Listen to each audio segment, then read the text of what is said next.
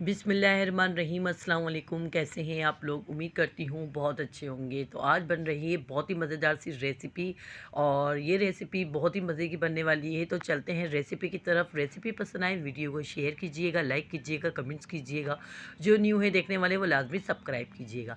यहाँ पर मेरे पास रात की बचे हुए 2 बेसन के पराठे थे। आपके पास अगर रोटी हो तो रोटी इस्तेमाल कीजिएगा, अगर पराठे हो तो पराठा, लेकिन आपने ज़ाया नहीं करना है। बेसन की रोटी या पराठे जो भी बच जाएँ, आपको किस तरह से इस्तेमाल में लेना है और मज़ेदार सी डिश बनानी है वो मैं आपको बताती हूँ। तो यहाँ पर हमने क्या करना है, ये मेरे पास 2 बेसन के 2 पराठे थे, तो मैंने इसको क्या करना है, छोटे-छोटे पहले टुकड़े कर देने हैं। छोटे-छोटे टुकड़े करने के बाद अब हमने इसमें क्या करना है, हमने डाल देना है इसे चॉपर में। चॉपर में डाल के इसको बिल्कुल बारीक पीस लेना है हमने, बिल्कुल बारीक, इस तरह से ना देखेंगे बिल्कुल बारीक चॉप कर लिया हमने, बिल्कुल बारीक पीस लिया है इस तरह से करके। ये देखें बारीक सब पिस चुका है हमारा। ये देखें ये बेसन के पराठे हैं। अगर आपके पास रोटी हो तो आप रोटी भी इस्तेमाल कर सकते हैं। तो यहाँ पर कढ़ाई ली है, कढ़ाई में मैंने 2 चम्मच घी डाला है। आपके पास असली घी हो असली घी डाल दें, देसी घी होता है जो, और जो बनास्पति घी हो बनास्पति भी डाल सकते हैं। यहाँ पर हमने डाल दिया है ये सारा पराठों का चूरा जो हमने बारीक पीस लिया था। अब हमने हल्का सा भूना है इसको, ठीक है ना, हल्का सा बस तकरीबन 1 मिनट के लिए भूना है इसे, क्योंकि ये हमारे तकरीबन पके हुए ही हैं, ठीक है ना। ये यानी कि जो बेसन का आटा होता है ज़ाहिर सी बात है पका हुआ है। तो यहाँ पर हमने क्या करना है, इसमें आधा कप मैंने दूध डाला है, यानी कि हल्का सा 1 मिनट भूनने के बाद हमने आधा कप दूध डाल दिया। दूध डालने के बाद हमने इसको थोड़ा सा और चलाया, यानी कि 1 से 2 मिनट और पकाया। फिर हमने क्या करा, इसके अंदर थोड़ा सा पानी डाल दिया। इस तरह से देखें पानी डाल देना है। इससे क्या होगा कि हलवे की थोड़ा सा फूल जाएगा। तो यहाँ पर मैंने इसमें डाली है तकरीबन आधा कप चीनी, ठीक है ना।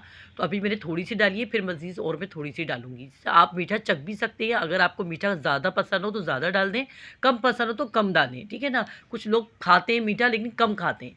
तो यहाँ कुल मिला के आधा कप चीनी हो चुकी है, और आधा कप चीनी डालने के बाद हम अच्छे से मिक्स करेंगे इसको। बस थोड़ा सा भूनना है ताकि चीनी मेल्ट हो जाए। और इस तरह से ये देखें, इस तरह से ये पक रहा है, ये देखें। बस हमने इसको भूनते जाना है। आँच को हमने बिल्कुल हल्की आँच पे रखना है, ठीक है ना। तेज़ आँच पे नहीं रखना है तो सारा हलवा जल जाएगा। तो यहाँ पर मैंने इसमें इलायची पाउडर डाला है, और थोड़ा-सा मैं डालूँगी ज़र्दे का कलर। ये आपके पास ऑप्शन है, आपकी मर्ज़ी है, आप डालना चाहें ज़र्दे का रंग डालें, नहीं डालना चाहें नहीं डालें।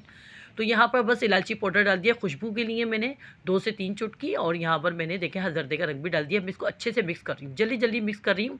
और अगर आप चाहें तो इस टाइम पे आप लोग चाहें तो घी और भी डाल सकती हैं, ठीक है ना। तो यहाँ पर मैंने इसको जल्दी-जल्दी पकाया, और देखिए सारा हलवा ना सिमटना शुरू हो गया था। ये देखें इस तरह से सारा हलवा सिमटना शुरू हो गया, तो समझ लें हलवा हमारा तैयार हो चुका है। थोड़ा-सा मर्ज़ी से, अपनी मर्ज़ी से इसमें मेवा वगैरह डाल दें।